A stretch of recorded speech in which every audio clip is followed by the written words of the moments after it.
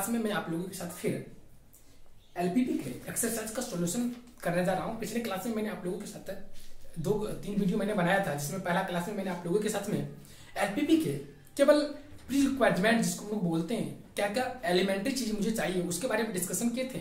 फिर उसके बाद मैंने फिर एलपीपी क्या होती है उससे रिलेटेड जितने डेफिनेशन बेस्ड प्रॉब्लम टर्म्स थे उन सारों को डिफाइन किया।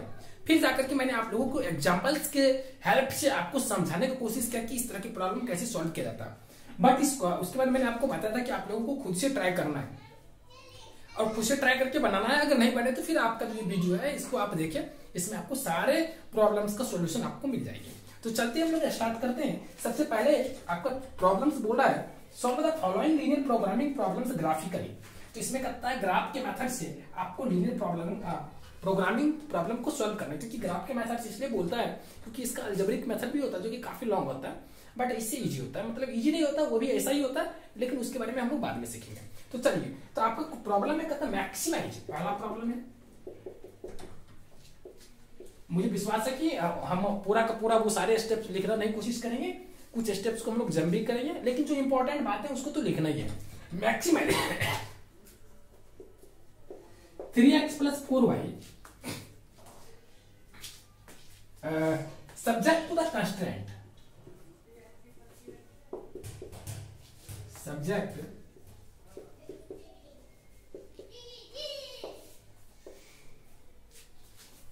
to the constraint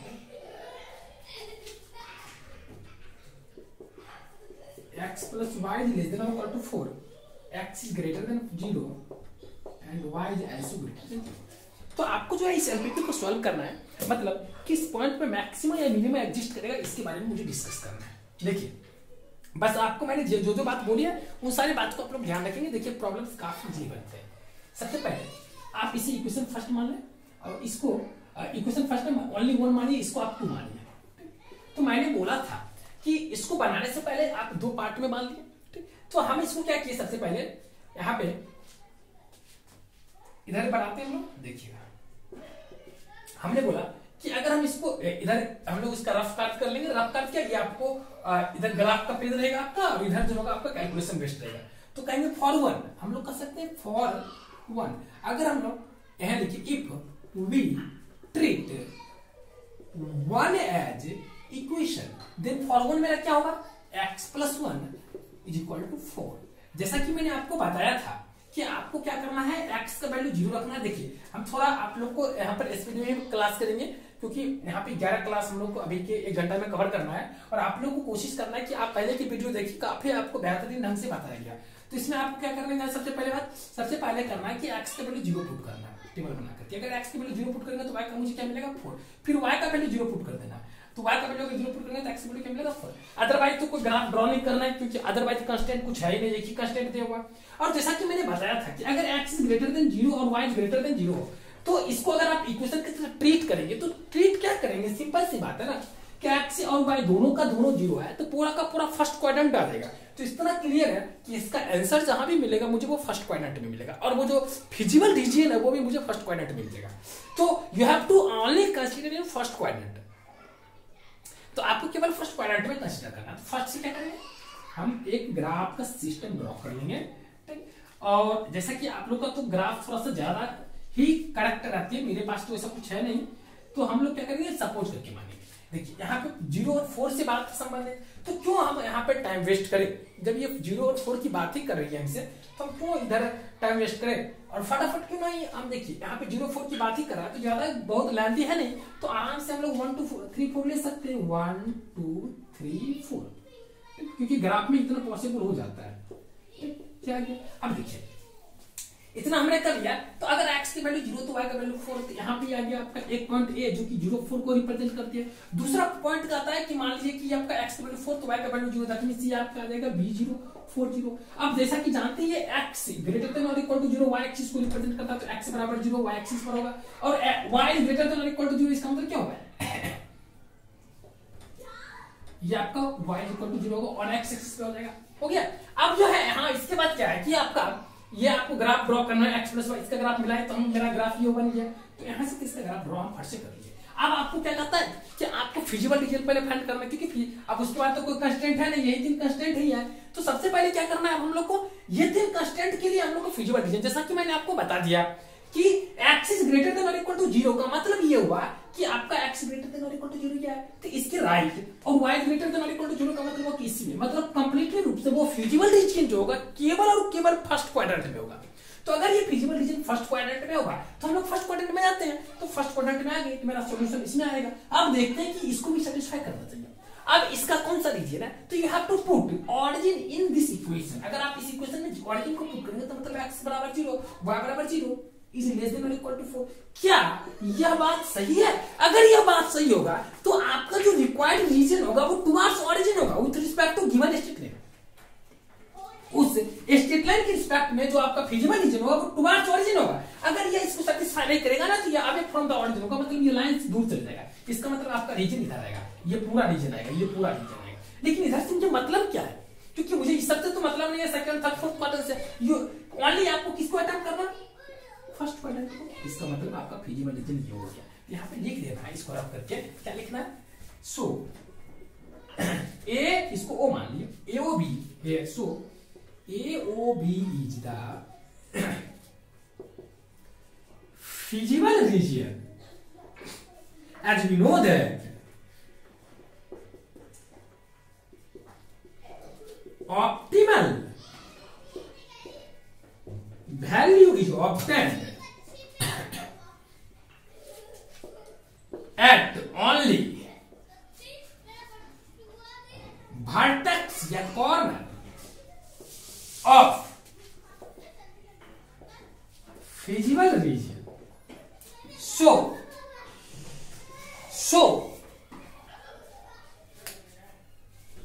इस पार्ट को अब कर ले।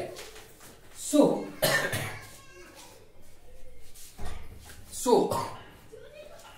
for z is equal to 3x plus 4y, for z is equal to 3x plus 4y, आपको क्या करेंगे, यहीं पे लिखिए, इसको मत, इसको मिटा लीजिए, देखिए for z is equal to 3x plus 4y you have to check value at a o b of z।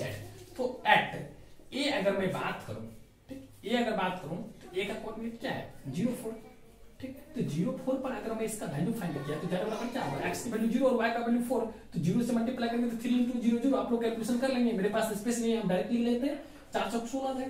और at b अगर मैं कहूं तो 4 0 पे करेंगे तो z बराबर क्या होगा, 4 12 हो जाएगी।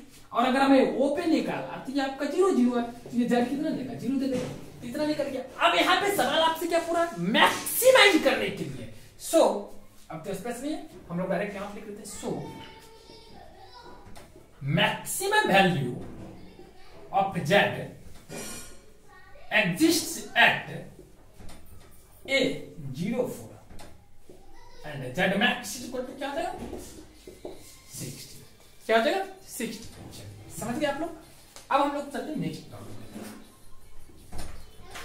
बहुत इजी है। देखिए मैं आपको काफी बेहतरीन ढंग से पिछले के क्लास में डिस्कस किया हूं, इस पूरे ग्राफ के बारे में बहुत ही अच्छे से बताया था, तो आप लोग बस पीछे के क्लास को अच्छे से देख ले तो ये एक्सरसाइज आप खुद से भी बना सकते हैं। केवल 1-2 टाइप के प्रॉब्लम आप लोगों को कंफ्यूजन क्रिएट कर सकती है, वरना ये बहुत इजी है। उसमें भी कब, जब वो अनबाउंडेड सॉल्यूशन देता है तो स्टूडेंट को थोड़ा प्रॉब्लम क्रिएट होती है, ठीक। उसके लिए आगे की क्लास में और भी मेथड है, लेकिन मैं आप लोग के सिलेबस में ये बाउंडेड है इसलिए मैं उसका डिस्कशन नहीं कर सकता, लेकिन उसके बारे में कंसेप्ट मैं आपको दे चुका हूं। देखिए अगला है कि कह रहा है मिनिमाइज, सेकेंड में लिखा था minimize z is equal to -3x plus 4y। इसको पहले ही एक फर्स्ट मान रखिए, subject to constraint, subject to constraint, subject to constraint x plus 2y is less than और equal to 8 and 3x plus 2y is less than और equal to 12 and another part will be x is greater than or equal to 0, that means x and y both will be greater than or equal to 0। तो सबसे पहले हम लोग क्या करेंगे, इसका table बनाएंगे। तो अगर मैं इसको सेकंड मान लूं एंड इसको थर्ड मान लूं, यहां पे लिखेंगे if we treat first second and third as equation, तो फॉर फर्स्ट के लिए x plus 2y equal to 8।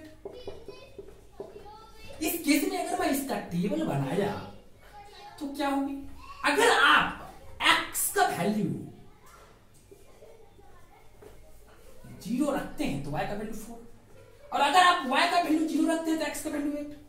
फिर आपका सेकंड के लिए आता है, ये आपका इसके लिए हो गया 4 3x plus 2y is equal to 12। अगर आप 3x plus 2y is equal to 12 के बारे में कंसीडर करते हैं तो इस केस में आपका क्या होगा, देखिएगा इट बिकम्स एज xy। अगर इसमें x का वैल्यू 0 रखेंगे तो y बराबर 6, अगर y का वैल्यू 0 रखेंगे तो x का वैल्यू 4। ये आ जाएगी। अब ये चीज हो गई। अब हम लोग नेक्स्ट स्टेप चलते हैं। फिर और कोई इक्वेशन है, कोई इक्वेशन नहीं, फटाक से हम लोग ग्राफ ड्रॉ कर लेते हैं। इतना दूर कर लेने के बाद आप देखिए एक बात और मैं मजेदार बताता हूं। देखिए ऐसा कि जानते हैं कि आपकी सारे problem x and y is greater than और इक्वल टू 0 दिया हुआ, जब ये दोनों का दोनों ग्रेटर देन और इक्वल टू 0 तो क्यों मैं इसे बार बार ढोते रहूं। इसको हम जानते हैं कि जब ये ऑलवेज फर्स्ट क्वाड्रेंट में लाई करता है तो बिना आंख मतलब आंख बंद किए डायरेक्ट आप क्या करें, हम केवल फर्स्ट क्वाड्रेंट का पार्ट ही ड्रॉ करते हैं क्योंकि उसकी जरूरत ही नहीं है। एक तो स्पेस बताइए, जब देखेंगे नेगेटिव आएगा तो इसको भी इधर बढ़ा लेंगे। मेरी बात को समझ रहे हैं, हम क्यों नहीं ड्रॉ, क्योंकि किसी जरूरत नहीं है ना, इधर वाली वैल्यू मुझे कुछ चाहिए ही नहीं, सारे के सारे वैल्यू भी मुझे पॉजिटिव ही आया। देखिए नेगेटिव आता तब ना नेगेटिव वाला पार्ट खींचते है ही नहीं, तो मैं कहे खींचूंगा। चलिए ऐसे भी मेरे पास स्पेस नहीं है। देखिए अब यहाँ पे क्या है कि 0 4 6 8 वाला है, तो मेरे पास तो जगह नहीं है। हम 2 2 का अगर आप ले लेते 2 4 6, आप लोग भी एक का मत लीजिएगा, 2 2 का ही लीजिएगा। 4 6 8 या क्या। अब देखिए अगर x का वैल्यू यहाँ पर 0 लेते तो y का वैल्यू 4, तो ये आपका मान लीजिए 8, ये आपका वैल्यू 0 4। इसके बाद आता है कि x का वैल्यू 8 तो y का वैल्यू 0, यहाँ पे ये b आ गया, ये 8 0 आ गया। फिर दूसरा कहता है कि x का वैल्यू 0 तो y का वैल्यू 6, इसको मान लीजिए ये, इसको मान लीजिए p, x का वैल्यू 0 तो y का वैल्यू 6, x का वैल्यू 4 तो y का वैल्यू 0, इसको मान लीजिए q, तो ये आपका 4 0 आ गया। अब इस दोनों को अगर मिला लेते हैं तो ये आपका इक्वेशन हो गया। ये किसका इक्वेशन हो गया, 3x plus 2y is equal to 8। इसको ठीक से आप लोग ड्रॉ कीजिएगा, मेरा तो उतना एक्सप्लेन होगा नहीं। चलिए अब दूसरा है ये 3x प्लस 2y का, इसका अगर ग्राफ ड्रॉ करेंगे तो ये ग्राफ किधर जाएगा। चलिए एक साथ ही साथ इसका ये भी काम करते जाएंगे, किधर रीजन में होगा फिजिबल, इतना जानते हैं किसी क्वाड्रेंट में होगा। अब इसके लिए करते हैं तो देखिए अगर मैं इसमें ऑरिजिन पुट किया, अगर मैं देखिए इसमें ऑरिजिन पुट किया तो 0 प्लस 0 इज ग्रेटर देन और इक्वल टू लेस देन और equal to, that means 8 is greater than और इक्वल टू 0। क्या ये बात सही है? हाँ ये सही है कि 8 0 से बड़ा होता है। अगर आप ये बात जानते हैं कि ये बात सही है तो इसका मतलब ऑरिजिन की तरफ होगा, इसका मतलब मेरा फिजिबल रीजन होगा इस लाइन के इधर होगा। मतलब अभी तक इतना मिला, अभी तक इतना मिला, अभी कंफर्म नहीं है कितना होगा, ये तो बात की बात है, लेकिन अभी तक ये मिला। इस एक को इधर करिए ठीक रहेगा, तो अभी तक इतना मिला। अब आगे चलते हैं। इसका अगर मैं ग्राफ ड्रॉ करता हूं तो x की वैल्यू 0 तो y का वैल्यू 6, ये मेरा आ गया। अच्छा इसका तो हम पहले खींच चुके हैं। और दूसरा आपका ये पॉइंट ये आ गया।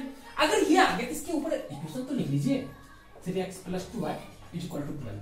अगर इसका इक्वेशन ड्रॉ कर देते हैं तो अब यहाँ पे सवाल आता है कि इसकी फिजिबल रीजन किधर होगी।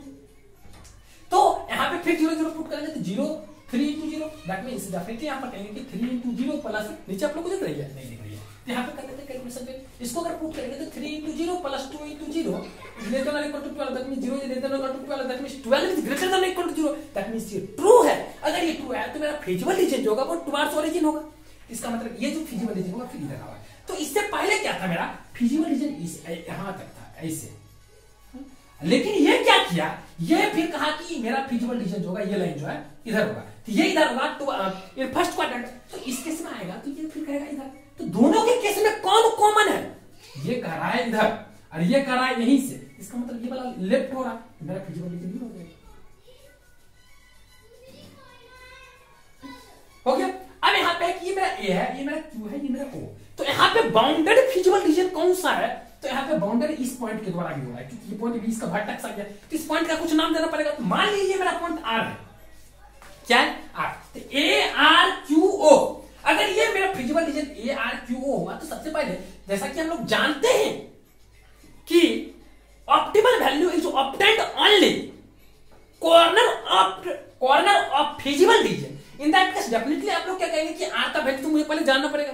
तो आर का वैल्यू आप कैसे निकालेंगे, तो आर के लिए मैंने आपको बताया था कि देखिए कि आर किस दो स्ट्रेट लाइन का इंटरसेक्शन पॉइंट है। जैसा कि आप देख रहे हैं कि एक आपका straight line x plus 2y equal to 8 है, दूसरा straight line 3x plus 2y equal to 12 है। दैट मींस इस दोनों स्ट्रेट लाइन का ये आपका इंटरसेक्शन पॉइंट है। So you can see that here. So R is obtained by solving both equation. तो दोनों इक्वेशन की सॉल्विंग करने से मिलेगा, जो कि मेरा x + 2y = 3x + 2y है। तो हम ऐसा करते हैं, थोड़ा बहुत मुझे स्टेप जंप करना पड़ेगा, ऐसा करते हैं डायरेक्टली कहते हैं 3x + 2y = 12, और ये इक्वेशन मेरा क्या है x + 2y। तो ये सब तो इक्वेशन आप लोग क्लास 10th में ही बनाना सीखे, काम कर लीजिए। तो x बराबर क्या देगा 2, यहां से मैंने डायरेक्ट कर दिया 3x में से x गया तो 2x = 4/2, दैट मींस 2। और अगर x का वैल्यू 2 होता तो मेरा नाम क्या कर 3, तो इसका मतलब r का कोऑर्डिनेट क्या हो गया 2, 3।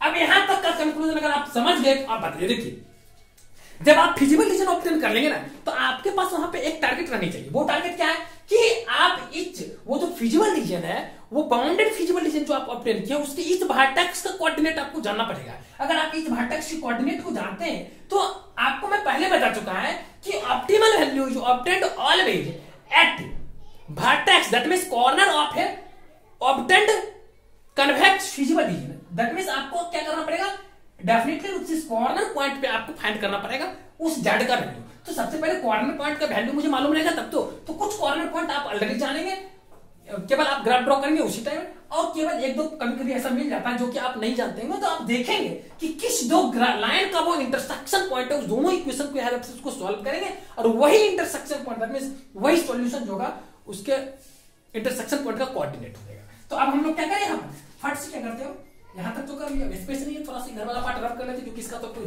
काम नहीं है मेरा। अब यहां तक अगर आप कर लिए तो अब क्या करना है, आप लोग लैंग्वेज लिख लेंगे, बार बार मैं कितना लैंग्वेज लिखूंगा, यहां पर लिख लेंगे language clearly, ARQO is feasible reason, ARQO is feasible region, and you have to also write, as we know that optimal value is obtained always corner, that means vertex of feasible region. So you have to find the value of z at A, R, Q and O. At A, that means 0, 4 z will be, अगर आप यहाँ पे 0, 4 put करेंगे तो आपका क्या आ जाएगा 16, उसमें पुट करके देखिए।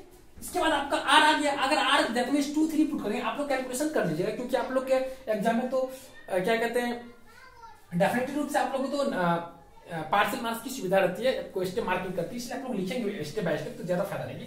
और 2, 3 अगर 2, 3 पे देखते तो अगर आप इसमें 2 पुट करेंगे तो -6 और उसमें 3 पुट करेंगे तो 4, 3 12 -6 तक मिल में 6। अगर आप q पर फाइंड करते हैं तो q आपका क्या 40, तो इजीली आप 40 फाइंड करेंगे तो z बराबर क्या देगा -12। और आपका अगर ओरिजिन पे फाइंड करेंगे तो आपका z बराबर क्या देगा 0, z बराबर क्या है 0। You have to find the minimum value of this LPP। So clearly minimum of z is obtained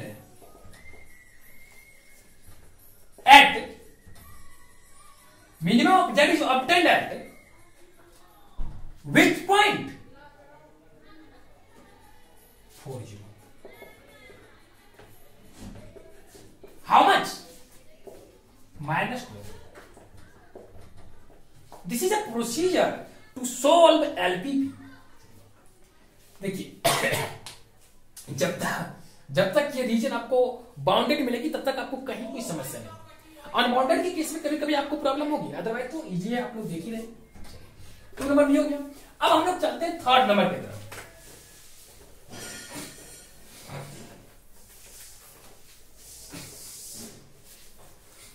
देखिए 3rd नंबर प्रॉब्लम में आपका क्या है,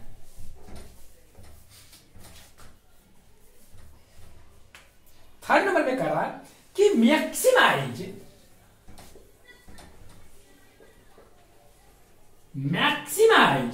z is equal to 5x plus 3y subject to constraint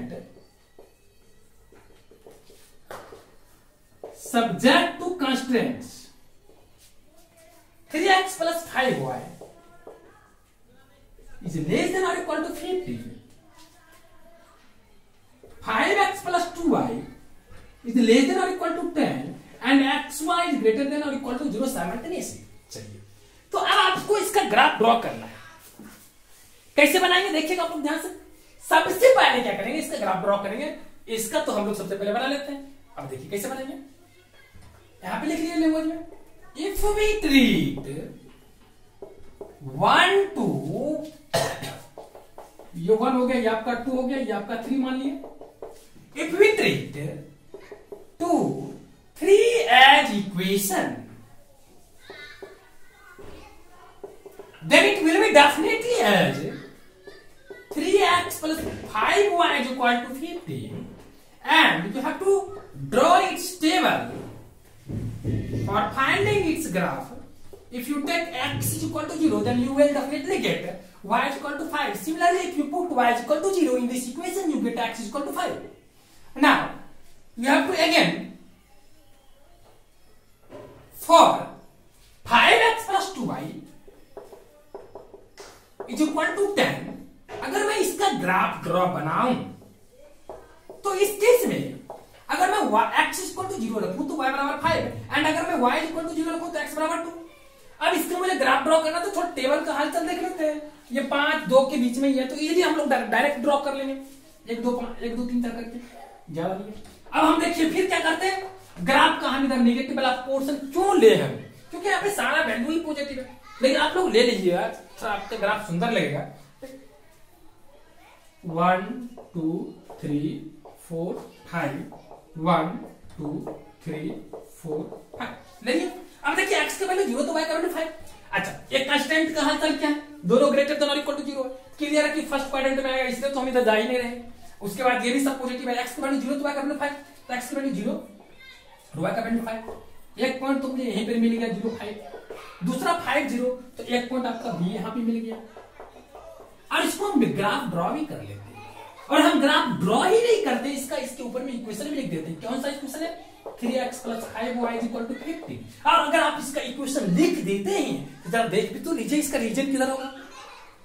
तो अगर आप इसमें 0 0 पुट करते हैं तो आप क्या ऑप्शन करते हैं, 0 0, that means 0 plus 0 is less than or equal to 50, that means 0 is less than or equal to 50। क्या करेक्ट है? हाँ करेक्ट है। अगर ये करेक्ट है तो हम टुवार्ड्स ऑरिजिन इसका रीजन लेंगे। तो इसका मतलब ये रीजन अभी तक मुझे मिला है ए ओ बी, ये आपका रीजन हो गया ए ओ बी।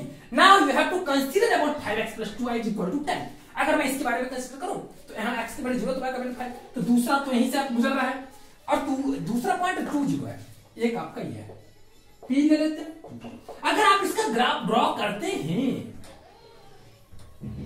तो ये आपका इक्वेशन किसका है, 5x plus 2y is equal to 10। अगर इसमें 0 पुट करते तो ये भी सेटिस्फाई करता है, इसका मतलब इसका रीजन इधर होगा।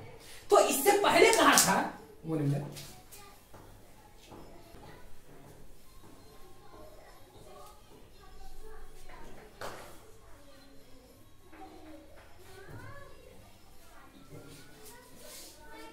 इससे पहले कहा था ये कि मेरा जो रीजन होगा यहां से इधर होगा, that means A O B, और ये बोल रहा है कि मेरा रीजन इधर होगा। तो आपको तो वो रीजन चाहिए ना जो सबको सेटिस्फाई करे। तो इसमें भी आता है कौन, ये आता है, क्योंकि देखिए ये इधर और ये कह रहा है यहां से इधर, इसका मतलब दोनों में यही ना एप्रेजेंट है। तो A O P is the feasible region. तो आपको फटाफट लिखना है यहां पर here A O B, sorry A O P is feasible region, AOP is a feasible region, as we know that, अब आप लोग लिख लीजिएगा, as we know that optimal value is obtained at the vertex of feasible region, so you have to find the value of z at corner of this bounded feasible region. Now you have to find the value of z all corner points। आप लोग लिख लेंगे, उसके बाद लिखेंगे eight ए कितना है आपका 0.5। अगर आप 0.5 पे z का वैल्यू फाइंड करेंगे तो z will be what, 5x plus 3y, as you know that x is equal to 0 and y is equal to 5। if you put the value of a, that means 0 and 5, you finally get 15। similarly at o, if you put the value of origin o 0 0, then you will definitely get z is equal to 0, and if you put the value of p, sorry p, that means 2 0, you will get z is equal to what, 5x plus 3y, that means 0, sorry 5 to the 10। you have to find the maximum of z. So you have to observe it is a bounded feasible region.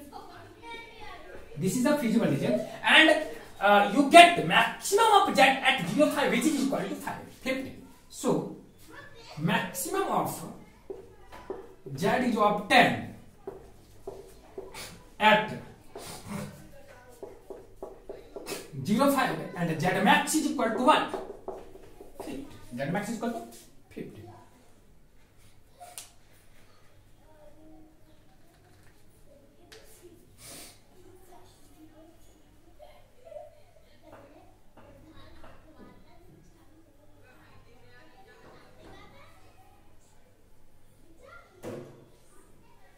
ओहो x का value 0. Sorry, in this graph I have done some mistakes. चलिए इस question का थोड़ा correction कर लेंगे. कहिए क्या करेक्शन करेंगे मालूम है? आप इस 5 की जगह पर 3 बना लीजिएगा. क्या करेंगे? इस 5 की जगह पर 3 बना लेंगे. ठीक, ये आपका एक्स्ट्रा क्वेश्चन हो गया. क्योंकि अभी हम देखेंगे ध्यान से कि आपका जो ये ना ग्राफ हम 5 की जगह पे 3 लिख करके बना देंगे. समझ गए? तो आप लोग इसको इस तरह से बस समझ करके बनाएंगे तो आपका आंसर है. ये क्वेश्चन नंबर 3 नहीं है. ठीक, एग्जांपल 3 नहीं है, या मैंने दूसरा क्वेश्चन बना दिया. ठीक, तो आप 3 भी बना लेते हैं इसमें. 3 क्या, अगर 5 रहेगा, 3 देख लीजिएगा, ये 5 है. अब 3 आप बता रहे हैं, वो 3 नंबर कुछ एक्स्ट्रा क्वेश्चन बन गया, अपना मन से कुछ दिया, हम ध्यान नहीं दिया वहां पे. तो अगर आप यहाँ पे 5 लेते हैं तो इसका ग्राफ कैसा होगा? ये ग्राफ बदल जाएंगे. क्योंकि अगर x का वैल्यू 0 लेते हैं तो y का वैल्यू क्या आएगा? 3. तो यहाँ पे ये आपका आएगा, और y का वैल्यू अगर 0 तो x इक्वल टू 5. एक आपका यहाँ पे आएगा. इसका नाम रखिए ए बी, और इसको इस तरह से बनाइए. ठीक, तो इस केस में आपका जो फिजिबल रीजन होगा वो होगा ए, इसका नाम रखिए आर, पी ओ. तो आपको पी आर का भी तो वैल्यू फाइंड करना है, तब तो होगा. तो अब आर का वैल्यू निकालेंगे, तो आर का वैल्यू निकालने के लिए क्या करेंगे? तो सेम क्वेश्चन है, केवल यहाँ पे हम थोड़ा सा मिस्टेक कर देते हैं. वो इक्वेशन यहाँ पर 3y मान करके बना देते हैं, बट यहाँ पे 5y है, तो इसलिए आप लोग ध्यान रखेंगे. तो ये सारा चीज सही है, लेकिन आपको फिजिबल रीजन जो होगा, आपको ए है, एक 0,3 है, तो आप 0,3 पर निकाल लीजिए. जानकारी के लिए मैं बता दूं, एक 2,0 पर निकाल लीजिएगा, एक 0,0 और एक पॉइंट आर भी निकलेगा. तो अब इस केस में क्या होगा? Here you get A O P are.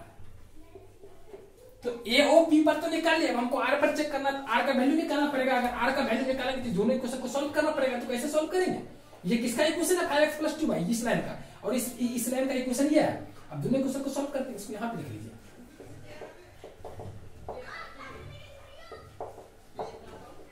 अब देखिए, अगर आप यहाँ पे आर का कोऑर्डिनेट फाइंड करने की कोशिश करेंगे तो कैसे निकालेंगे? दोनों इक्वेशन को सॉल्व करेंगे. सबसे पहले क्या करेंगे, इसमें हम अगर 5 से ऊपर वाले इक्वेशन में मल्टीप्लाई कर दे, इसमें 2 से मल्टीप्लाई कर ले, और उसके बाद घटा ले. तो यहाँ पे लिख दे, अगर आप इसको 2 मानते हैं, इसको 3 मानते हैं, तो लिखेगा equation 3 into 5 minus equation 2 into 2. तो इस केस में 5 से मल्टीप्लाई करेंगे तो क्या होगा? 25x plus 10y is equal to 50. और इसमें अगर आप 2 से मल्टीप्लाई करेंगे तो 6x plus 10y is equal to 30. So यहां से अगर इसको घटा लेंगे ना, तो आपको क्या मिलेगा? 10y cancel, that will be 19y is equal to what? 20. So y will be what? 20/19. और अगर y का वैल्यू आपको 20/19 हो रहा है, तो आपका x की वैल्यू क्या होगा? तो अगर आप y का वैल्यू 20/19 पुट करेंगे, y 550 सॉरी 230,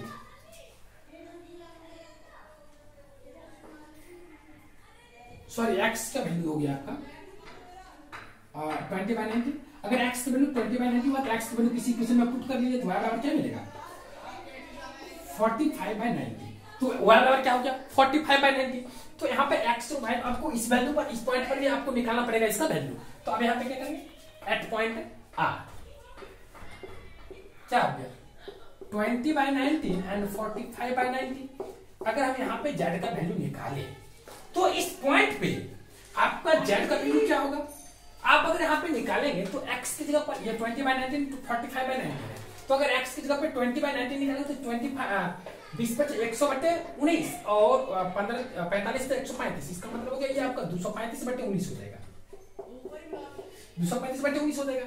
और आपका इस केस में ये आपका ग्रेटर देन 15 आ जाता है, इस केस में आपका यहाँ पे कह सकते हैं कि maximum of that is obtained at R which is equal to 20/9 and 45/9 and Z max आपको कितना आ गया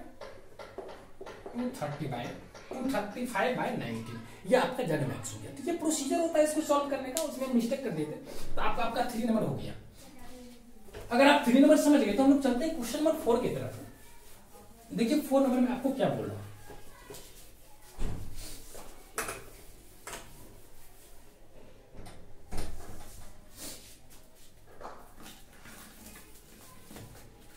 देखिएगा क्वेश्चन नंबर 4 की तरफ। सिमिलरली कहता है minimize z is equal to 3x plus 5y,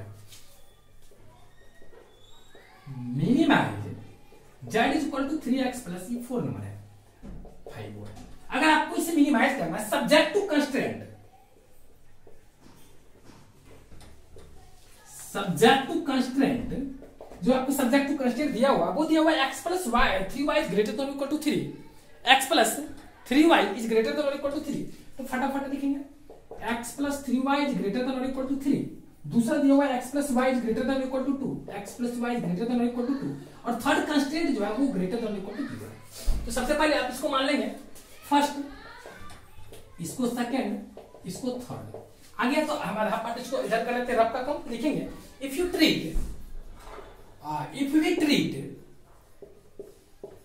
2 and 3 as equation, what can you say about it? Definitely x plus 3y is equal to 3, and if you want to draw its graph, first of all you have to find coordinate of 2 points at least. Suppose that it will be x and y. If you suppose x is equal to 0, then you get y is equal to 1, and if you put y is equal to 0, then you get x is equal to 3. Similarly, you have to also draw the graph of x plus y is equal to 2. In that case, you have to take coordinate of x and y. If x is equal to 0, then y is equal to 2, and y is equal to 0, then x is equal to 2. Simply, now you have to draw the graph. According to this point, you can consider about it is very minimum value, that means 0, 1, 2, 3. So it is not so large value. तो इसके लिए मैं क्या करूंगा, केवल छोटे छोटे value करके x एक्सिस y एक्सिस को ड्रॉ कर लूंगा। जैसा कि मैं जानता हूं कि इसका ग्राफ आपका फर्स्ट क्वाड्रेंट के बाहर में जाएगा, मतलब इसका फिजिबल रीजन, इसलिए मैं फर्स्ट क्वाड्रेंट का ही मैं केवल डिस्कशन कर रहा हूं यहाँ पर। अब देखिए इसमें करा कि x की वैल्यू 0 तो y का वैल्यू 1, तो x की वैल्यू 0 तो y का वैल्यू, ये मेरा ये पॉइंट हो गया a। फिर कहता है x की वैल्यू 0 तो y का वैल्यू 0, तो ये आपका हो गया b। अब इसका अगर आप ग्राफ ड्रॉ करते हैं, इस तरह से ग्राफ देंगे, और ये किसके ग्राफ को शो कर दिया, x plus 3y equal to 3। Second होता है आपका x plus y equal to 2, x का वैल्यू 0 तो y का वैल्यू 2, अगर इसको आप p मानते हैं तो आपका 0 2 को रिप्रेजेंट करते हैं, जबकि x का वैल्यू 2 तो ये y का वैल्यू 0 को रिप्रेजेंट करते हैं, ये आपका हो गया q। अब इसको अगर आप मिला देते हैं तो ये जो आपका ग्राफ हो गया वो x plus y equal to 2 का ग्राफ हो गया। जैसा कि जानते हैं कि आपका फिजिबल रीजन इसी क्वाड्रेंट में लगेगा, तो अभी तक में तो पूरा क्वाड्रेंट ही मिला। चलिए इस कंडीशन को देखते हैं। ये बोल रहा है कि x plus 3y is greater than equal to 2, that means अगर 0 पुट करते हैं तो 0 is greater than equal to 3, क्योंकि 0 प्लस 3 इनटू 0 दैट मींस 0, और 0 is greater than equal to, नहीं ये गलत है। अगर ये गलत है तो ये जो स्ट्रेट लाइन होगा इसके अवे फ्रॉम द, मतलब इसके रिस्पेक्ट में अवे फ्रॉम द ऑरिजिन जाना पड़ेगा। तो इसके लिए कहूंगा ये क्वेश्चन ये है, इसका अभी जाना, इसका मतलब ये इधर जाएगा, ये इधर जाएगा, इसको इस पॉइंट का नाम रख दीजिए क्योंकि जरूरत पड़ेगा ही, इसको ये इधर जाएगा, तो मेरा फिजिबल रीजन अभी तक इधर मिला। अब ये बोल रहा है फिर वही बात, ये भी कर रहा है अभी फ्रॉम, क्योंकि अगर 0 0 पुट करें तो 0 प्लस 0 इज ग्रेटर देन और equal to 0, that also represents that region which is away from the origin with respect to given straight line x plus y equal to 2, that means इसके ये away जाएगा। तो इस case में कह सकते हैं कि ये बोल रहा है, ध्यान से सुनिएगा मेरी बात को, ध्यान से देखिएगा, ये बोल रहा है आपका, ये आपका बोल रहा है कि ये आपका जो रीजन होगा x plus y is greater than equal to 2 और greater than equal to 3। Okay okay देखिए, हाँ तो ये बोल रहा है, ध्यान से देखेंगे, ये बोल रहा है आपका, ये आपका इधर से रीजन जा रहा है और ये बोल रहा है कि ये इधर से रीजन जा रहा है। तो इस केस में आप कौन से पॉइंट को यहाँ पे इमेजिन कर रहे हैं, कौन सा एरिया बन रहा है, ये पूरा फिजिबल रीजन हो गया जो कि आपका अनबाउंडेड है। क्या है, अनबाउंडेड फिजिबल रीजन हमें मिल रही है। तो अगर आपको ये अनबाउंडेड फिजिबल रीजन मिल रही है तो आपको क्या करना है, यहाँ पे मैक्सिमा और मिनिमा के बारे में कंसीडर करना है। तो कैसे कंसीडर करेंगे, तो आपके लिए बहुत इजी स्टेप है, क्या करना है, क्योंकि मुझे तो अनबाउंडेड मिलेगा। अब देखिए अनबाउंडेड जो रीजन मिला है, तो यहाँ पे देखेंगे सबसे पहले क्या लिखेंगे, we get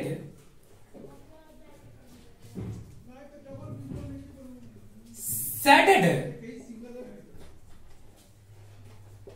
unbounded feasible region। यही आप लोग को थोड़ा सा प्रॉब्लम फेस करेगा, मैं जानता हूं। You get shaded unbounded feasible region as we know that, चाहे बाउंडेड हो या अनबाउंडेड, मैक्सिमम ऑप्टिमल वैल्यू उसके वर्टेक्स पे एग्जिस्ट करता है। In case of unbounded it may doesn't exist at vertex, but you have to also check at vertex. तो आपको check तो करना ही है। हम सबसे पहले इसका नाम रख लेते हैं ए ना, पी मान ही लिए, इसको आर मान लिए, और ये आपका क्या था, बी मान लिया ना। तो आर का हम लोग लेते हैं, आर का कोऑर्डिनेट फाइंड करते हैं। तो आर का कोऑर्डिनेट हम लोग कैसे फाइंड करेंगे, इस दोनों क्वेश्चन को सॉल्व करेंगे। इस दोनों क्वेश्चन को सॉल्व करेंगे तो आपका इक्वेशन किसी मिलेगा, एक है आपका x + 3y = 3, और ये क्या है x + y = 2। अगर दोनों को सब्ट्रैक्ट कर लेते हैं, आप लोग अच्छे से कीजिएगा, ऐसा नहीं कि मेरे तरह यहाँ पे आके कर लीजिएगा। आप लोग के स्पेस रहता है ना, मेरे पास स्पेस नहीं, इसलिए मैं ऐसा कर रहा हूँ। y = 1/2, अगर y का मूल 1/2 रखते हैं इसमें, तो x का वैल्यू क्या होगा 3/3। इसका मतलब ये हुआ कि r का वैल्यू क्या हो गया 3/2 1/2। अब देखिए, तो आपको सबसे पहले p पे फाइंड करना है। एट p आप यहाँ पे लिख देंगे, as we know that optimal value is obtained at vertex of feasible region, so you have to check out at p, that means 0 to value of z will be 3 to 0, that means 0, and 5 to 10, that will be 10, and at the value of r you will definitely can say that 3/2 and 1/2, that will be z is equal to, if you multiply 3/2 then 9/2 and 5/2, that means 7, and final value at b at 0 0 p r b, sorry 0 0 not 3 0, which is equal to 9। अब हम लोग ये 3 point निकाल लिए। अब हम यहाँ पे निकाल लिए, तो देखिए आपका 10 7 9, यहाँ पर तो मैक्सिमम आपका 10 कहेंगे, कहां पे आपका 10 है जरा ये भी देख लेते हैं, ये भी हम लोग देख लेते हैं। तो आपका 10 कहां है, देखिए ये आपका 0 और 2 पे है। इस पॉइंट पे ये मैक्सिमम वैल्यू एग्जिस्ट कर रही है, इस पॉइंट पे ये मैक्सिमम वैल्यू एग्जिस्ट कर रही है। अब ये मैक्सिमम है कि नहीं, अनबाउंडेड के केस में एक और प्रॉब्लम क्रिएट होती है। वो क्या होता है, अगर ये बाउंडेड रहता तब तो हो गया, अभी तक बता देते क्या आपका यहाँ पे मैक्सिमम है, लेकिन ये फिजिबल रीजन अनबाउंडेड हो गई।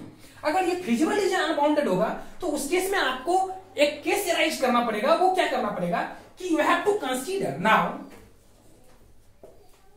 since you have to write down, we get unbounded feasible region, so you have to also consider does there exist common region for 3x plus 5 common points or common region for 3x plus 5y is greater than 10। मतलब क्या, इसका कहने का मतलब यह है, क्या कोई ऐसा भी स्ट्रेट लाइन एग्जिस्ट करता है इसके लिए, मतलब कोई ऐसा पॉइंट एग्जिस्ट कर सकता है जो इसके अलावा इस फिजिबल रीजन में जिस पर वैल्यू 10 से ज्यादा, तो मुझे चेक करना पड़ेगा। उसके लिए क्या तरीका है कि आप इसका ग्राफ, ये 10 मैक्सिमम ऑप्टेन किया ना, देखते हैं। Now you have to check does exist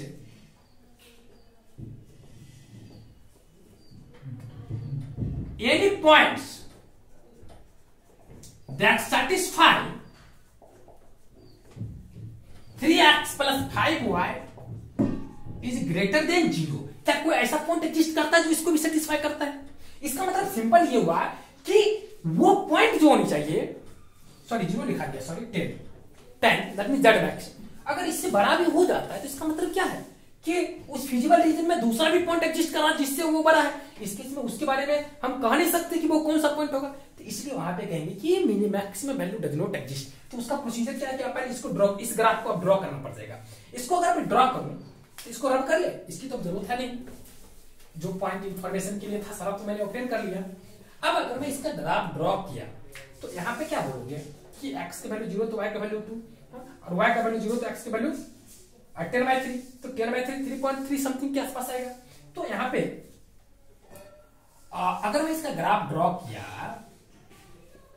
x Y, x का वैल्यू अगर मैं 0 लिया तो वाई का वैल्यू 2 मिल जाएगा, और अगर आप वाई का वैल्यू 0 लेते हैं तो यहाँ पे एक्स की वैल्यू क्या मिलेगा 3.3 के करीब में मिलेगा।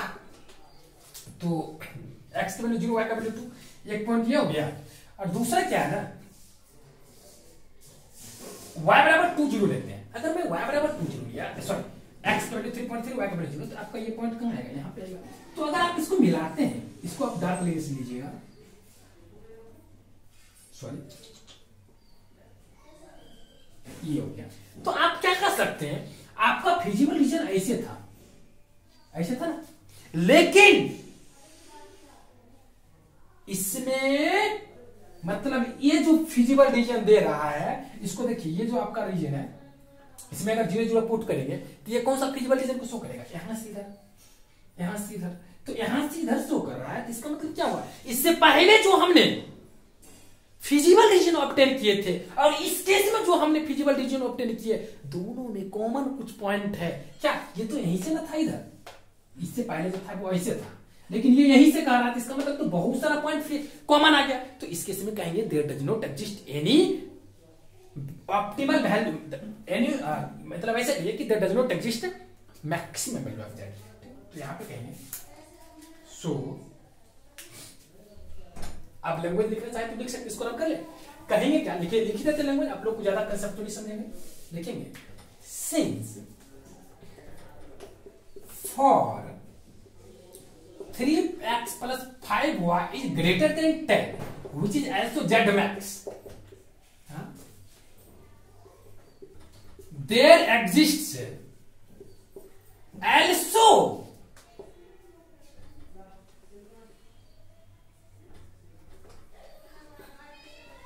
इनफाइनाइटली, कभी कभी आपका कुछ ही पॉइंट एग्जिस्ट करेगा, बट यहां तो पूरा रीजन ही है, तो इनफाइनाइटली होगा, infinitely many points at which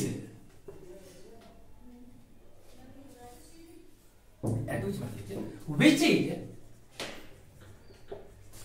common to obtained feasible region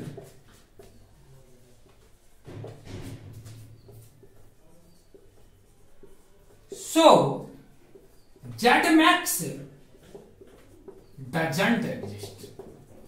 यही थोड़ा आप लोग को मैं बार बार बता रहा हूँ कि आपको परेशान करेगा, बट मुझे नहीं लगता कि आप लोग के एग्जाम में कभी ऐसा पूछेगा, क्योंकि बच्चे को वो तो सिखाना चाहता है एलपीटी में, और शुरू में ही अगर डज नॉट एग्जिस्ट पूछना शुरू कर दे तो बच्चे को काफी प्रॉब्लम है। ऐसे एक और मेथड है, लेकिन आप लोग की सिलेबस की बियॉन्ड है, इसलिए मैं उसका डिस्कशन करना नहीं चाहता हूँ, क्योंकि आप लोग के सिलेबस में है नहीं, वो अपना हायर मैथ्स जब पढ़ाई करेंगे तो आप लोग उसका यूज करेंगे, उससे आपका तुरंत जानकारी मिल जाती है, उसको हम लोग कहते हैं।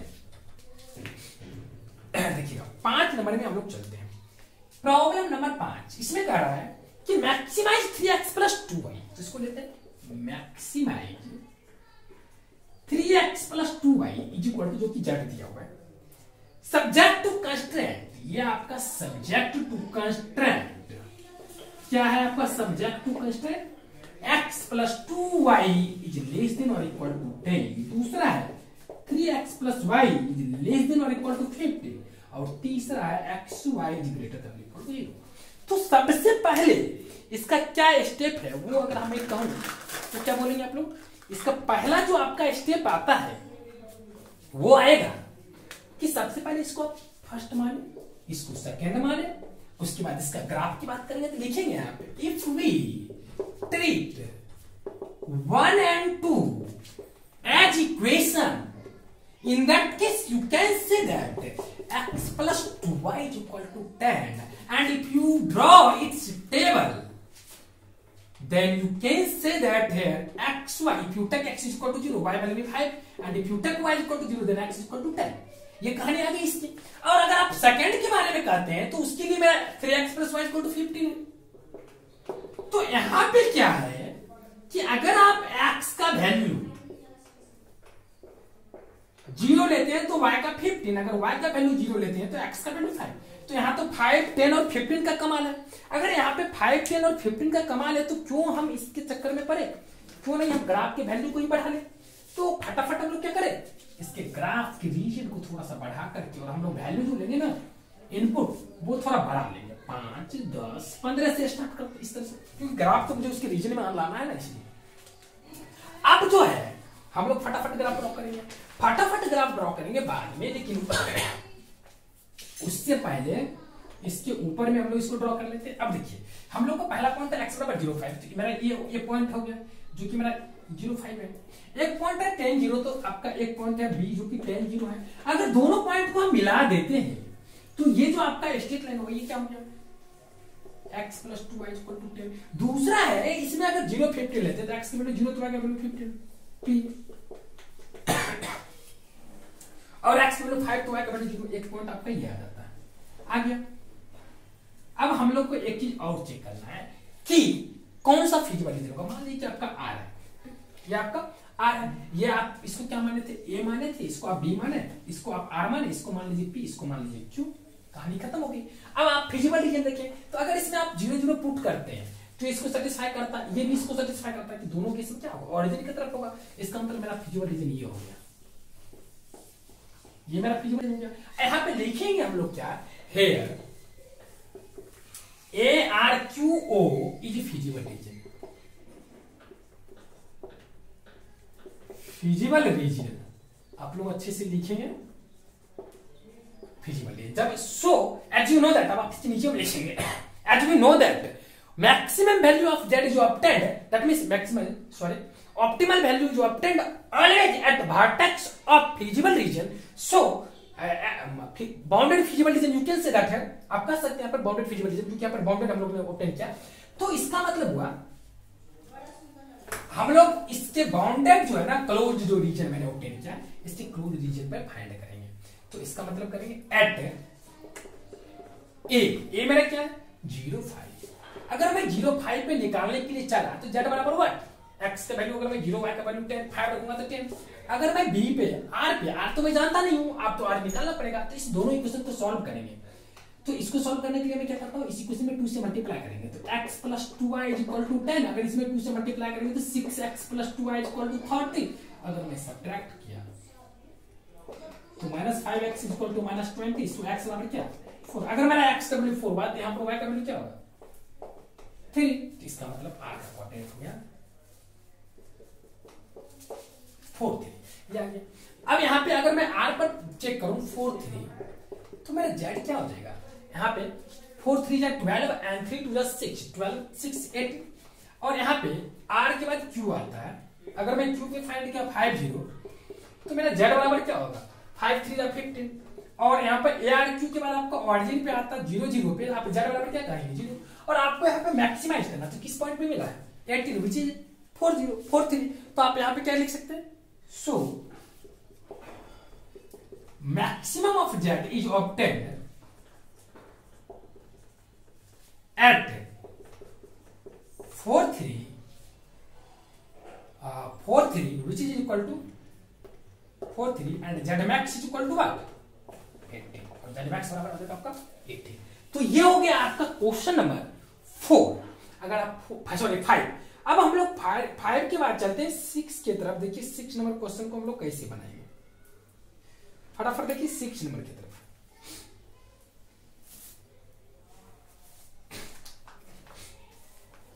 सिक्स नंबर क्वेश्चन जो है आपका,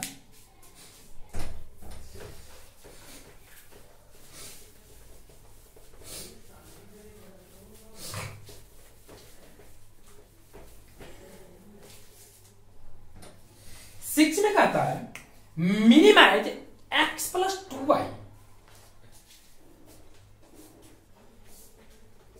मिनिमाइज x + 2y = z है। इसको फर्स्ट मान लेंगे पहले ही। और subject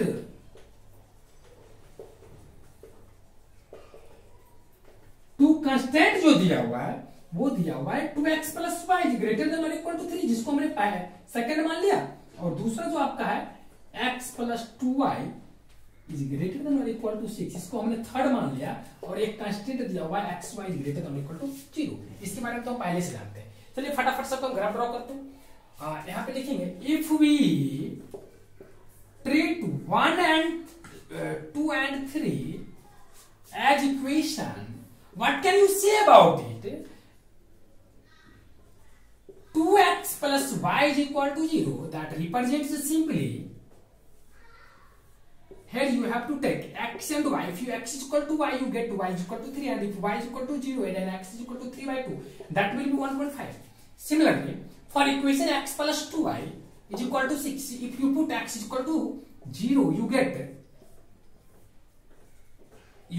y is equal to 3, and if you put y is equal to 0, then you get x is equal to 6. अगर मैं इसका ग्राफ ड्रॉ करने के लिए चल, तो यहाँ पे देख सकते हैं कि आपका ये 1 2 3 पर ही काम कर रही है, तो हमें क्यों इसको दूर लेकर चलूं, 1 2 पर ही कर लेते हैं, 1 2 3 4 5 6. सिमिलरली 1 2 3 4 5 6, ये हो गया. अब आपका पहला पॉइंट x का वैल्यू 0 और 3, तो यहाँ पर इसको a मान करके 0 3 ड्रॉ कर लेते हैं. दूसरा है कि 1.50, तो यहाँ पे 1.5 आएगा, इसको हम b मान करके 1.5 और 0 ले लेते हैं. तीसरा है x का वैल्यू 0, y का वैल्यू 3, फिर यहीं पे आ गया. ये आपका 6 और 0, ये आपका 6 और 0, इसको मान लिए मैंने p और इसको लिख लिए 6 और 0. तो एक तो ग्राफ आपका यहां से जाएगा जो कि आपका ऊपर वाला है 2x plus y is equal to 3, और दूसरा जो आपका ग्राफ जाएगा वो यहां से जाएगा जो कि आपका दिया हुआ है x plus 2y is equal to 6. अगर इसको दो का ग्राफ ड्रॉ करेंगे, अब जरा ऑरिजिन पुट करके देखिए तो यहाँ पे इसको सेटिस्फाई नहीं कर रहा है, इसका मतलब अवे फ्रॉम द ओरिजिन जाएगा पहला ही, तो ये आपका इधर जा रहा लीजिए, और ये आपका जो है ये भी कर रहा है सेटिस्फाई नहीं कर रहा, तो ये भी इधर जाएगा. तो इसका मतलब यहाँ पे जो हम लोग ऑब्टेन किए वो अनबाउंडेड रीजन ऑब्टेन किए. क्या किए? अनबाउंडेड, फिर हम ऑब्टेन कर लिए. अब फिर ऑब्टेन जब अनबाउंडेड हुआ तो फिर मुझे चेक करना पड़ेगा कैसे क्या चेक करना, मिनिमाइजेशन. तो मिनिमाइजेशन के लिए हम लोग फिर क्या करेंगे, यहाँ पर मिनिमम कितना एग्जिस्ट करा, तो पहले तो हम मिनिमम निकालते हैं इसके लिए. तो मैक्स मिनिमम अगर हम निकालेंगे तो यहाँ पर 2 ही पॉइंट एग्जिस्ट किया, एक पॉइंट ये आपका कॉर्नर हो गया, एक ये, तो कहेंगे एट ओ, एट ए जो क्या है 0.3. अगर मैं एट ए निकाले 0.3 पर, सॉरी पेन नहीं चल रही, 1 मिनट चाहिए. एट ए अगर मैं 0.3 पे निकाला तो z बराबर क्या होगा, एट ए पर अगर मैं निकाला 0.3 पर तो आपका ये z बराबर क्या हो जाएगा 0.3, दैट मीन 6. और आप अगर p पे निकालते हैं तो p आपका कितना है 60, तो इस पे आपका क्या आ जाएगा, ये तो ऑटोमेटिक बढ़ जाएगा, तो 6 2 12 हो जाएगा. तो आपको मिनिमम की बात कर रहे हैं, तो मिनिमम आपका 6 पर एग्जिस्ट करता है, लेकिन 6 पे एग्जिस्ट करता है ये तो सही है, लेकिन हम लोग को ये भी चेक करना पड़ेगा कि does there exist any points in this common region such that x plus 2y is less than 6. तो हम लोग को यहाँ पे देखना पड़ेगा, क्या लिखना है, does there exist now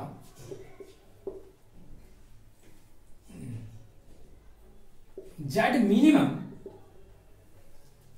sorry 12 कहां से आ जाएगा, 16 होगा x 6 पर. अब देखिए now z minimum is equal to 6 at 2 points, at 2 points, किस किस पॉइंट पर, a एंड p पर, एट a 0.3 एंड p 60. ये आ गया. तो इस केस में मैंने क्या बोला था, अगर साइमल्टेनियसली 2 पॉइंट पर सिमिलर मिनिमम या मैक्सिमम एग्जिस्ट करता है तो उस लाइन के पूरे पॉइंट पे वो एग्जिस्ट करेगा, उस लाइन के पूरे पॉइंट्स पे वो एग्जिस्ट करेगा. लेकिन उसके साथ भी एक क्राइटेरिया, उसके साथ भी एक कंडीशन बनती है कि आप ये चेक कर ले, तो यहाँ पे 2 पॉइंट पे 6 एग्जिस्ट करते हैं, यहाँ पे लिखना है since so at so line joining A and P at A and P, line joining A and P, ऐसे लिखिएगा, there exist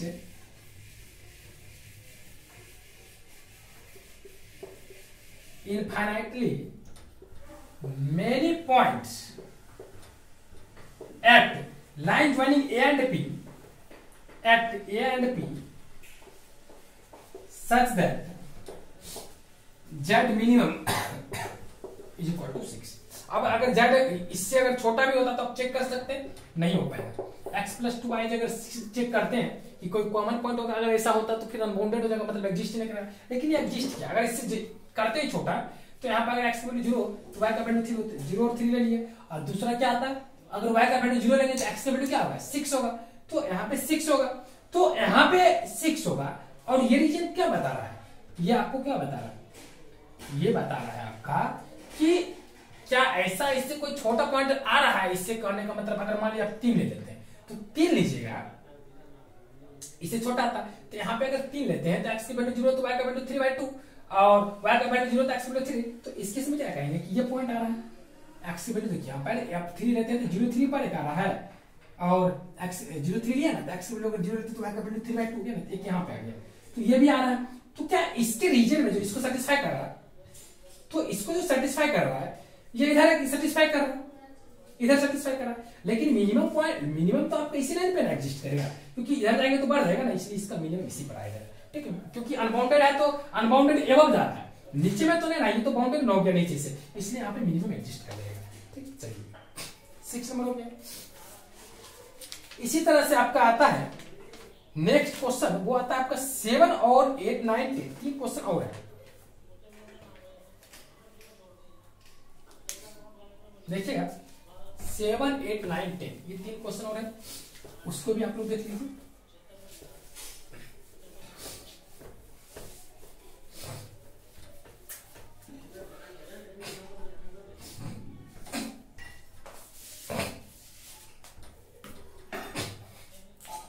हम इस क्वेश्चन को डायरेक्ट ड्रॉ करेंगे क्योंकि थोड़ा सा टाइम नहीं है हमने, मेरे पास टेबल वेबल नहीं बनाएंगे, और जो रिक्वायर्ड पॉइंट रहेगा उसी को हम केवल लिखेंगे, समझे। आप लोग ध्यानपूर्वक देखेंगे।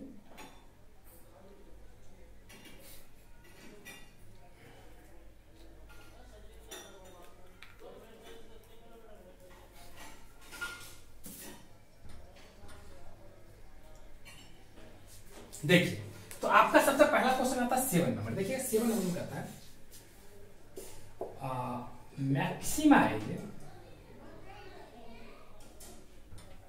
z is equal to 3x plus 4y, इसको मैक्सिमाइज करना है, और सब्जेक्ट टू कंस्ट्रेंट दे दिया हुआ है आपका, सॉरी 5x प्लस 10y है, 5x प्लस 10y है, और ये आपका, और इसमें कह रहा है सब्जेक्ट टू कंस्ट्रेंट जो आपका x plus 2y is less than और इक्वल टू 120, और इसके बाद आपका x plus y greater than equal to 60। ठीक, चलिए, और आपका जो यहाँ पर x और y greater than equal to 0, ये तो आपका कंस्टिट्यूटिव में हर हमेशा देता है।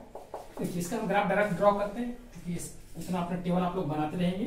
ठीक, उसी तरह से कीजिएगा। इसका ग्राफ ड्रॉ करते हैं, रेंज कितना जाएगा, 50 60 50 का ले लेते हैं क्योंकि जगह कम है मेरे पास, 50 और 100 150, और इधर ले लेते हैं,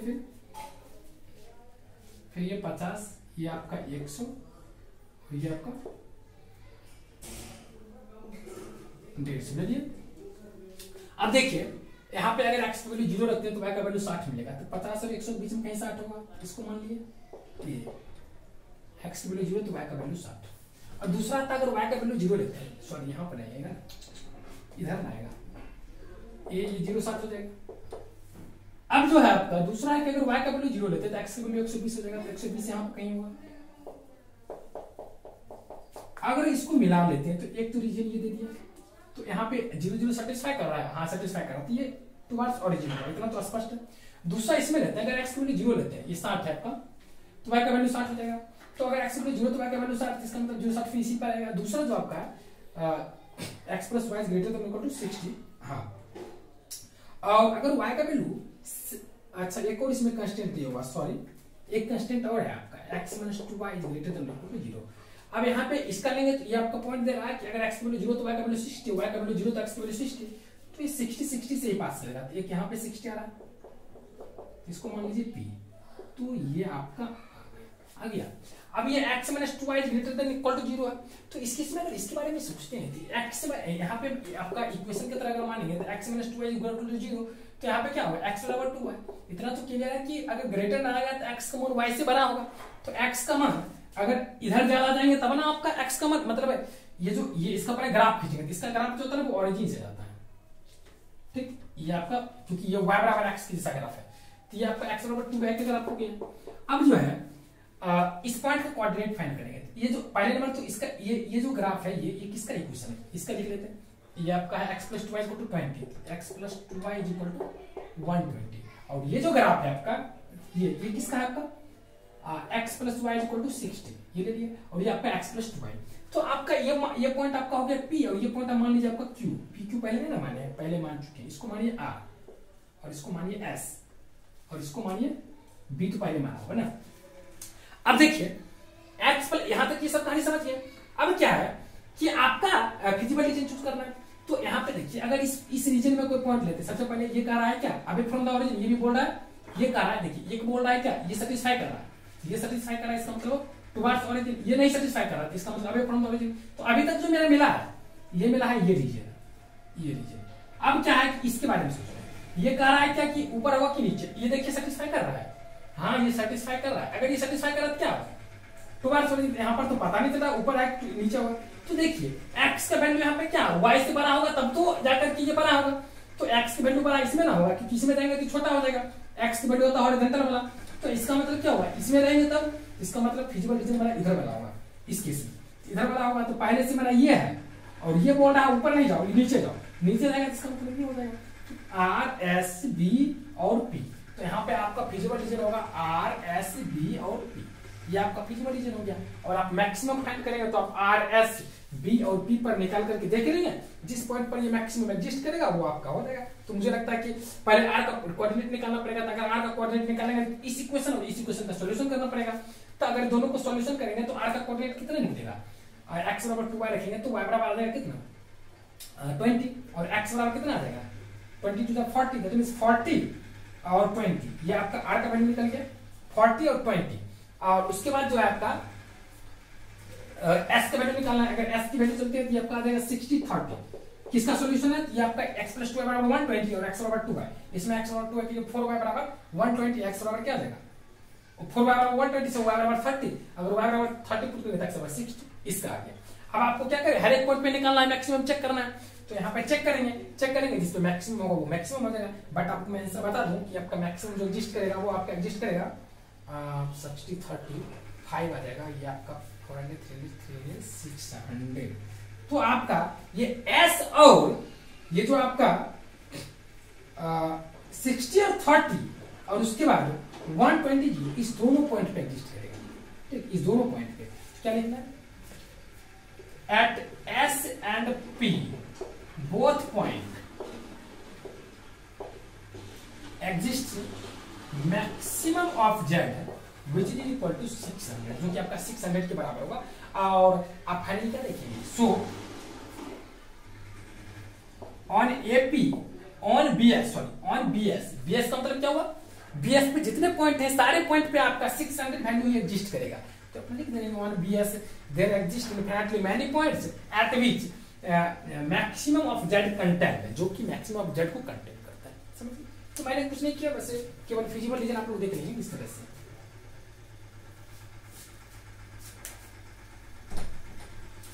सेवन हो गया। अब मैं 8 की तरफ चलता हूं। अगर मैं 8 की तरफ चलूं, 8 नंबर में बोल रहा है कि मिनिमाइज एंड मैक्सिमाइज बोथ का पता करने के लिए Z बराबर x + 2y। आपको दोनों कहा है, 8 नंबर देखिएगा, मिनिमाइज एंड मैक्सिमाइज Z बराबर x + 2y। और यहां पे दिया constant x + 2y is greater than और इक्वल टू 100। दूसरा कांस्टेंट दिया है कि 2x - y is less than और इक्वल टू 0। और तीसरा दिया है 2x + y is less than और इक्वल टू 200। और एक चौथा है xy इज ग्रेटर देन और इक्वल टू 0। तो सबसे पहले उसी तरह से करना जैसा मैंने पिछले में बताया था। एक पहले सुंदर सा ग्राफ ड्रॉ कर लेंगे, हम तो डायरेक्ट करेंगे लेकिन आप लोग को बाय प्रोसेस करना पड़ेगा। हम लोग क्या करते हैं, इसका देखिए रेंज जो आएगा आपका 0 5 10 200। तो हम करते हैं कि बराबर वैल्यू ले लेते हैं। मान लीजिए आपका 50 है, ये आपका 100, यहाँ पर भी हम 50 और यहाँ पर 100 ले लेते हैं। आप लोग को थोड़ा इजी रहेगा, लेकिन मेरे पास थोड़ा सा डिफिकल्टी होगी ज्यादा ड्रॉ करना। अगर मैं x की वैल्यू देखिए, इसका पहले ग्राफ करें, x की वैल्यू 0 लेते तो y का वैल्यू 5 आएगा। तो 0 और 50 के बीच में कहीं 5 होगा, तो इसका मतलब यहाँ पर कहीं मान लीजिए a 0 5। अगर y का वैल्यू 0 तो x वैल्यू 10 0, तो यहाँ पे कहीं होगा 10 0, मान लीजिए आपका 10 0 आ गया। इसको ड्रॉ कर लीजिए, ये आपका मान लीजिए ये है, इसे ये पॉइंट आपका b है, और ये क्या 0 0 को सेटिस्फाई कर रहा नहीं कर रहा, इसका मतलब अब फ्रॉम द ओरिजिन। अब इसे दिमाग में रखते रहिए। अब इसको अगर मैं पुट करूं तो y बराबर 2x, इसका अगर आप इस तरह से जाएगा और इसका इस तरह से जाएगा, और देखिए यहाँ पे क्या ये y x से बड़ा है, जब y x से बड़ा होगा तो ऊपर चल जाएगा, और x जब y से बड़ा होगा तो नीचे, तो ऊपर चल जाएगा। अभी तक में मेरा तो फिजिकल रीजन मेरा ये मिला है, ये ठीक। इसको x बराबर 2y लिख ले। एक काम कीजिएगा, इस पॉइंट का कोऑर्डिनेट भी अभी फाइंड कर लीजिए, क्योंकि बाद में फाइंड करने की जरूरत नहीं पड़ेगा। a b निकल गया, वैसे भी मत फाइंड किया, हो सकता है कि नहीं भी करना पड़ेगा अगर ये लाइन ऊपर चले जाएगी तो। अगर 2x + y > 20 x की वैल्यू 0 तो y का मान 200। अब देखिए टेंशन, इसको 100 मानिए, इसको 150, इसको 200 मानिए। x की वैल्यू अगर 0 लेते तो y का मान 200, तो y 0 200 ये आ गया। इसको मान लीजिए p वगैरह नहीं ना माने, यहाँ पर p मान लीजिए। सॉरी ये फिजिबल रीजन नहीं हुआ, क्योंकि ये इसको सेटिस्फाई कर रहा है। एक मिनट, ये इसको सेटिस्फाई कर रहा है, इसका सेटिस्फाई कर रहा है, इसका मतलब फिजिबल रीजन ये हो गया। अब आपको कुछ नहीं करना, आपको इस पॉइंट पे चेक करना है, ये फिजिबल रीजन हो गया, तो ये हो गया, तो इसका पॉइंट जानते हैं, इसका पॉइंट आप निकाल सकते हैं। इसका अगर कोऑर्डिनेट निकालेंगे तो आपका कितना हो जाएगा, ये जो आपका t है, अगर मान लीजिए इसको आपने क्या माना, मान लीजिए t है, इस t का जो कोऑर्डिनेट होगा आपका 50 और 100 हो जाएगा, ठीक। 50 और 100 हो जाएगा। उसके बाद आप मैक्सिमम निकाल लेंगे, हर पॉइंट पर अगर मैक्सिमम फाइंड करने की कोशिश करिए तो आपका जो मैक्सिमम होगा आपको क्या हो जाएगा, z बराबर 0 और 200 पे आपका मैक्सिमम एग्जिस्ट करेगा, जो कि आपको आ जाएगा कितना 400। और मिनिमम का केस जो होगा आपको, वो z मिनिमम जो एग्जिस्ट करेगा वो मैं आपको बता दूं, वो 100 एग्जिस्ट करेगा। और किस पॉइंट पर एग्जिस्ट करेगा, वो आपको एग्जिस्ट करेगा 2040 पर एग्जिस्ट कर जाएगा, समझ गए। इस पॉइंट का ना, इसका आपका r जो है, ये आपका r जो है, ये आपका, ये इसको r मान लीजिए, ये आपका 2040 है, ये इस पर मिनिमम और इस पर आपका मैक्सिमम एग्जिस्ट करेगा। तो मुझे लग रहा है कि आप लोग इसको बना लेंगे। चलिए, तो आज का क्लास जो हम यहीं पे ओवर करते हैं, आपका 8 नंबर तक हमने डिस्कशन कर लिया। 2 क्वेश्चन 9 आउट 10 है, तो अब उतना जरूरत भी है आई थिंक आप लोग सॉल्व कर लेंगे खुद से भी 9 आउट 10 का क्वेश्चन, ठीक। तो आप लोग यहीं पर आज का क्लास समाप्त करिए। थैंक्स ऑल ऑफ यू, फिर हम लोग अगले क्लास में मिलते हैं। या कोशिश कीजिएगा 9 10 खुद से भी बना लीजिएगा, ज्यादा डिफिकल्ट नहीं है। अगर फिर भी प्रॉब्लम हो तो फिर आप कहे तो अगला वीडियो में मैं फिर डिस्कस कर लूंगा, ठीक। थैंक्स ऑल ऑफ यू, फिर मैं आप लोगों के साथ अगले क्लास में मिलूंगा, जिसमें डिस्कस करेंगे प्रोबेबिलिटी के बारे में।